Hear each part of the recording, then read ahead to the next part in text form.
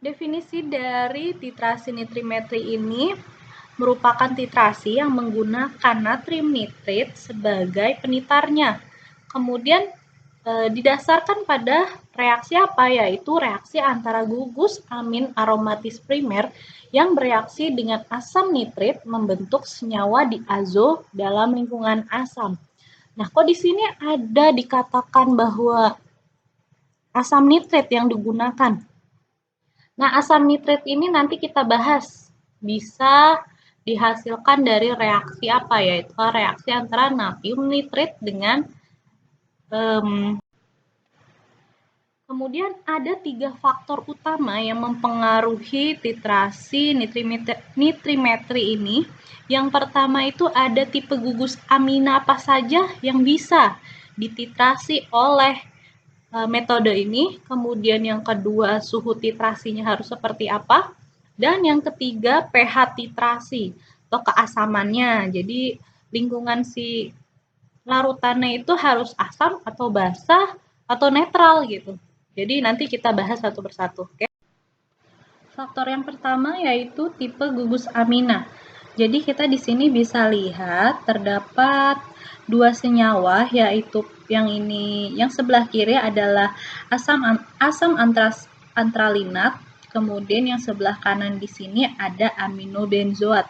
Apa yang membedakan dari senyawa A dan B ini? Yang membedakan adalah letak substituen berdasarkan letak dari gugus aminanya. Jadi untuk senyawa A atau asam antralinat, letak substituennya di sini yang berupa asam karboksilat sangat dekat sekali. Kalau kalian sudah belajar di kimia organik, jadi letak asam karboksilat ini berada di posisi orto dari gugus amina. Sehingga substituen ini nantinya akan mengganggu proses reaksi diazotasi pada reaksi nitrimetri ini.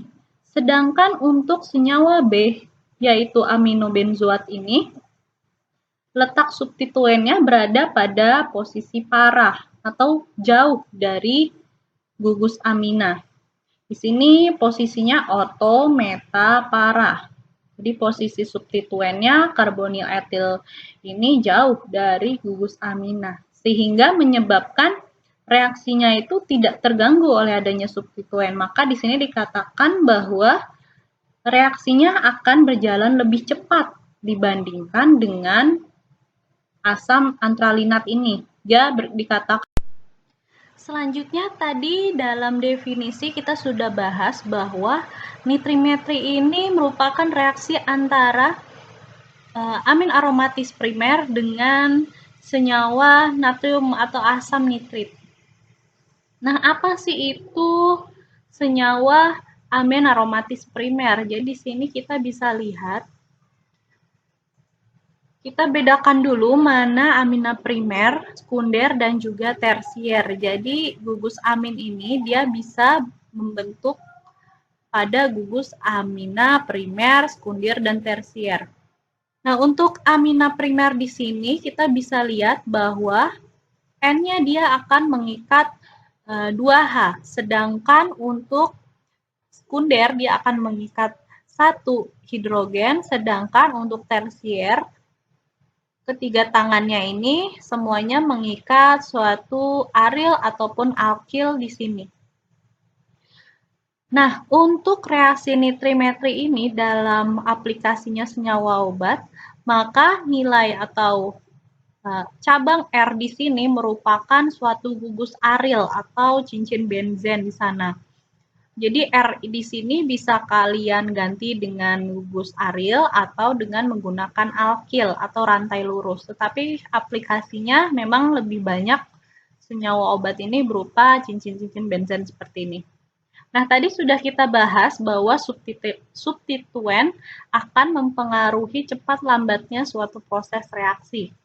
Di sini kira-kira yang paling cepat mana reaksinya akan terjadi?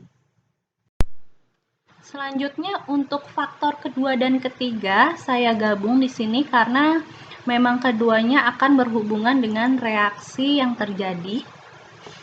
Jadi di sini terdapat cara kerja bahwa suatu analis menggunakan natrium nitrit dengan konsentrasi 0,1 molar, kemudian dititrasi dengan keberadaan kalsium bromida dan juga dalam suasana asam dan dilakukan pada suhu atau temperatur 10-15 derajat Celcius. Nanti kita bahas satu persatu. Pertama kita bahas dulu reaksi dari proses titrasi yang telah kalian lakukan. Jadi yang pertama itu merupakan reaksi pembentukan asam nitrit yang diperoleh dari natrium nitrit yang bereaksi dengan asam klorida. Setelah terbentuk asam nitrit di sini, maka senyawa atau gugus aromatis primer akan bereaksi dengan asam nitrit menghasilkan garam diazonium. Sehingga nanti jumlah natrium nitrit akan sebanding dengan atau akan ekivalen dengan jumlah dari senyawa yang mengandung gugus amin aromatis primer. Seperti ini bentuk reaksi molekulnya. Oke, di sini ada senyawa aromatis primer, senyawa amina aromatis primer. Jadi di sini gugus amina primernya direaksikan dengan natrium nitrit dalam kondisi asam, dia menghasilkan garam diazonium di sini. Aril di sini merupakan bentuk dari cincin benzen ini. Dan senyawa ini atau senyawa diazonium ini dikatakan dapat stabil apabila direaksikan pada temperatur 10-15 derajat Celcius. Tuh, karena nantinya si garam diazonium ini pada kondisi yang di atas suhu ini ya, pada kondisi panas dia akan terhidrolisis. Oke, nanti kita bahas. Selanjutnya, proses reaksi atau titrasi untuk mengindikasikan bahwa titrasi itu sudah selesai atau belum, maka ditambahkan suatu indikator di sini. Nah, indikator yang digunakan ada indikator internal ataupun eksternal. Karena kemarin kita coba di praktikum, saya berikan soal berupa menggunakan pasta kanji dengan kalium iodida, maka di sini menggunakan indikator tersebut, di mana nanti kalium iodidanya akan bereaksi dengan asam klorida yang berlebih, membentuk asam iodida. Nah, asam iodidanya ini nanti akan bereaksi dengan kelebihan asam nitrit yang berasal dari titrasinya, hingga nantinya akan terbentuk di sini molekul iod. Molekul iod ini nanti juga akan bereaksi dengan kanji yang memberikan warna biru kehijauan. Jadi si indikator kalium iodida kanji ini kemudian untuk contoh aplikasi di praktikum, kalian menggunakan senyawa kloramfenikol untuk dicari tahu kadarnya atau beratnya berapa sebenarnya dalam suatu sampel tersebut. Kalian membutuhkan di sini Zn atau zat preduksinya, agen preduksinya. Kemudian di sini ada keberadaan gas hidrogen. Keberadaan gas hidrogen ini dapat terbentuk apabila suatu logam seperti ini, M ini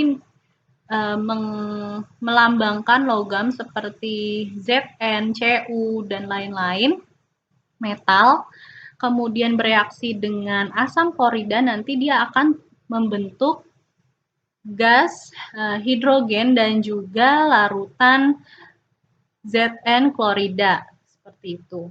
Tapi yang digunakan di sini energi dari pembentukan gas hidrogen, kemudian dengan adanya Zn nanti kloramfenikol yang memiliki gugus nitrit di sini akan tereduksi hingga membentuk amina primer seperti yang kita inginkan, karena pada proses atau metode nitrimetri ini kita tahu tadi diinginkan reaksinya itu antara gugus amin aromatis primer dengan asam nitrit.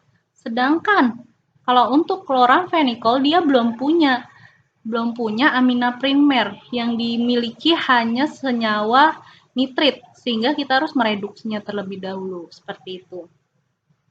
Oke. Kemudian ini contoh atau reaksi yang kedua ini pada garis merah. Ini apabila tadi kita menggunakan temperatur di atas 15 derajat Celcius.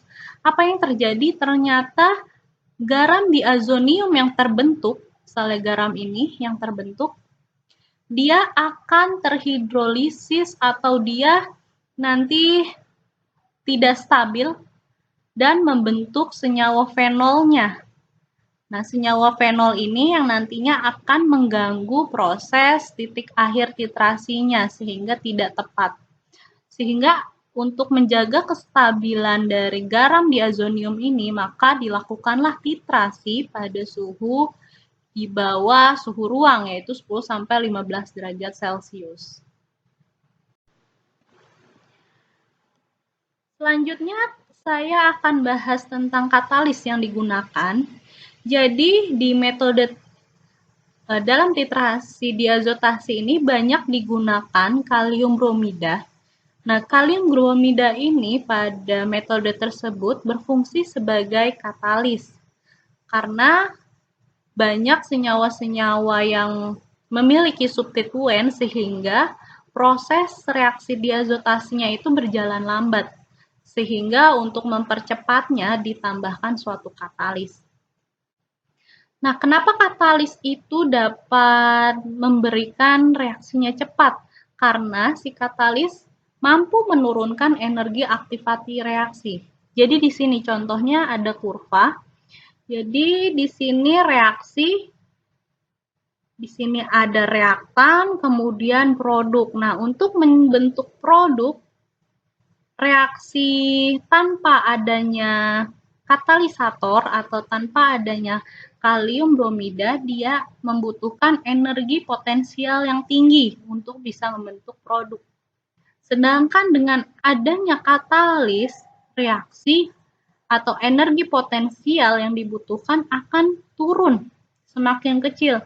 Dan ini nantinya akan menghasilkan reaksi yang lebih cepat. Seperti itu jadi mekanisme katalis. Banyak, jadi tidak hanya untuk reaksi ini saja, banyak kalian bisa gunakan prinsip ini untuk reaksi-reaksi di organik ataupun reaksi sintetik lain. Selanjutnya dibahas tentang penentuan titik akhir titrasi atau indikator yang kita gunakan. Jadi indikator yang kita gunakan dalam praktikum kemarin masuk ke dalam indikator eksternal, yaitu penggunaan pasta atau kertas yang mengandung kanji dan juga kalium iodida. Selain itu juga indikator eksternal, kalian juga bisa menggunakan elektrometri yang berupa alatnya itu potensiometri. Dan yang kedua ada internal indikator. Jadi internal indikator merupakan indikator yang langsung ditambahkan dalam larutan yang dititrasi. Sedangkan kalau eksternal ini indikator yang berada di luar larutan titrasi. Internal indikator ini kalian bisa menggunakan campuran tropeolin dan juga metilen blue. Dengan titik akhir titrasinya nanti juga menjadi warna biru. Oke, kita bahas kenapa sih di sini. Di sini kalian bisa lihat diagram bahwa di sini ada berbagai macam indikator yang bisa kalian gunakan untuk berbagai macam reaksi. Nah, di sini ada tropeolin OO-B. Jadi tropeolin ini berada pada pH asam. Di sini. Karena memang kita membutuhkan larutan dalam suasana asam. Jadi indikator yang tepat yaitu dengan menggunakan tropeolin OO dan juga metilen blue. Karena turunan di sini, turunan metil masih berada dalam suasana asam. Dan tentunya pemilihan indikator ini juga disesuaikan. Kenapa tidak metil violet? Karena memang disesuaikan dengan karakter atau indikasi terjadinya reaksi pewarnaan yang harus spesifik antara senyawa tertentu. Jadi contohnya ini titik akhir titrasi pertama. Ini sebelum ditambahkan indikator warnanya jernih sampelnya, kemudian ditambahkan indikator warnanya akan menjadi warna agak unguan. Nah, setelah dititrasi mendapat titik akhir warna biru terang. Oke, lanjut ke aplikasi. Jadi kalian harus pegang dulu prinsipnya bahwa reaksi diazotasi atau nitrimetri ini membutuhkan senyawa atau gugus amin aromatis primer untuk bisa mengalami proses atau reaksi diazotasi. Sehingga analisis obat yang bisa masuk ke dalam atau yang bisa dianalisis dengan nitrimetri harus memiliki gugus amina primer. Seperti ini. Contohnya itu senyawa dapson. Jadi seperti ini, senyawa dapson ini memiliki 2 gugus amina primer. Sama seperti senyawa-senyawa yang lain, kalian bisa lihat, pasti mereka memiliki gugus amina primer di sini. Kemudian indikator yang digunakan memang kebanyakan kertas dari campuran kalium iodida dan juga kanji karena penggunaan indikatornya yang mudah dan juga bisa spesifik untuk berbagai macam senyawa. Oke, selain itu juga bisa, jadi selain senyawa gugus amina primer, jadi praktikum kemarin kalian dicoba untuk menganalisis kloramfenikol. Kloramfenikol itu sendiri seperti tadi sudah saya tunjukkan pada proses reaksi, ternyata dia tidak mempunyai gugus amina primer, tetapi dia mempunyai gugus nitrit. Nah, gugus nitrit tersebut harus direduksi terlebih dahulu. Sama halnya dengan obat metronidazol di sini. Nah, metronidazol juga memiliki gugus nitrit, sehingga dibutuhkan agen pereduksi seperti logam-logam dari zinc ataupun lainnya. Bisa juga kupri atau tembaga gunakan sebagai agen pereduksi. Selanjutnya, selain gugus nitrit bisa juga yaitu dengan keberadaannya gugus amina sekunder di sini. Jadi gugus amina sekunder ini bisa dihidrolisis oleh air dengan campuran asam ataupun basa hingga nantinya dia akan berubah menjadi amina primer. Jadi contohnya di sini adalah paracetamol. Selanjutnya ada succinyl sulfathiazol. Nah, di sini sama-sama memiliki gugus amina sekunder. Jadi dia harus dihidrolisis terlebih dahulu.